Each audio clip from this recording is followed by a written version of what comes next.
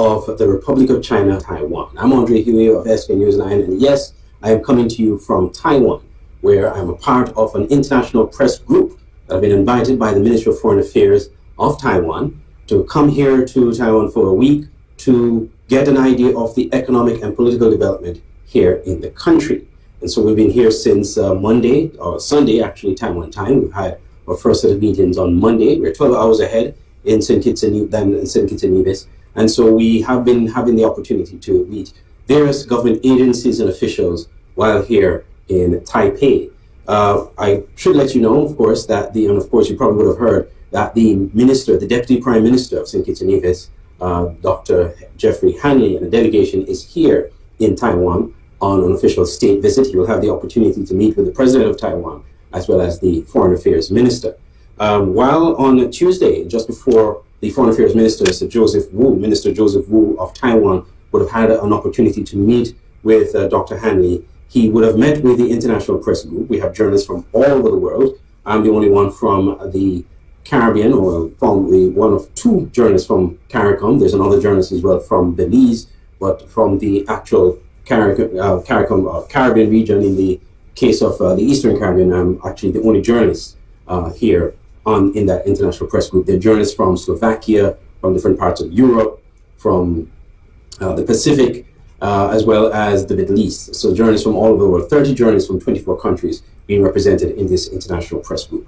On Tuesday morning, Taiwan time, we had a press conference with the Minister of Foreign Affairs of Taiwan, Joseph Wu, where he addressed a number of questions posed by the international press group here. Most of the questions were centered around the pending, or rather the threatening of war, or the geopolitical situation in Taiwan as relates to China, where China has been doing a number of military exercises flying over Taiwan, and there's this concern internationally that China may invade Taiwan. So most of the questions were centered around that. But I did use the opportunity to ask Mr. Wu about his pending meeting with the Deputy Prime Minister, Dr. Geoffrey Hanley, and what the meeting would be exactly about. And so this is what Minister Wu had to say about his meeting that he was expected to have with Dr. Geoffrey Hanley. And I will meet with him a little bit later after this round to discuss in depth on how the two countries can work with each other. And since he's also the Minister of Education, we understand that he attaches lots of importance for education in St Kitts and Nevis. And so we will discuss with him in a very thorough way on how Taiwan can provide necessary support, such as scholarships or job training opportunities, or the e-learning processes, etc. That Taiwan can provide to St. Kitts and Nevis. And those kinds of results will come after the discussions.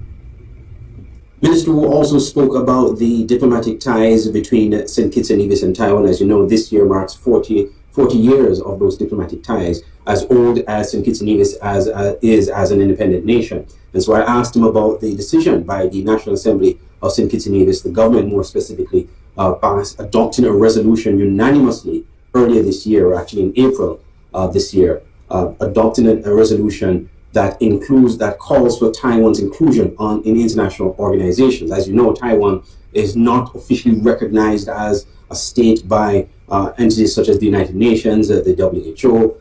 They have been excluded from this since the 1970s.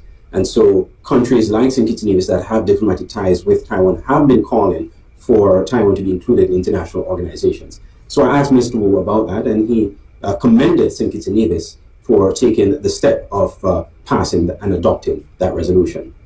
It's been very difficult for Taiwan to try and participate in those international organizations. Of course, the source of the problem is China's attempt to exclude Taiwan from international organizations. And therefore, for any country to have its voice heard in those international organizations are being very critical for Taiwan. And St. Kitts and Nevis, along with other diplomatic allies of Taiwan, have been very vocal and very forceful in calling for Taiwan's inclusion in major international organizations.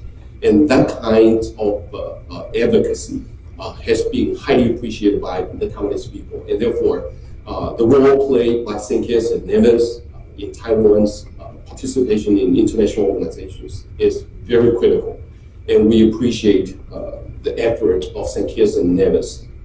As Minister of Foreign Affairs of Taiwan, the Republic of China, Taiwan, Minister Joseph Wu, speaking to international journalists and responding to a question I asked about the decision by St Kitts and Nevis to adopt a resolution to call for Taiwan's inclusion on the international stage.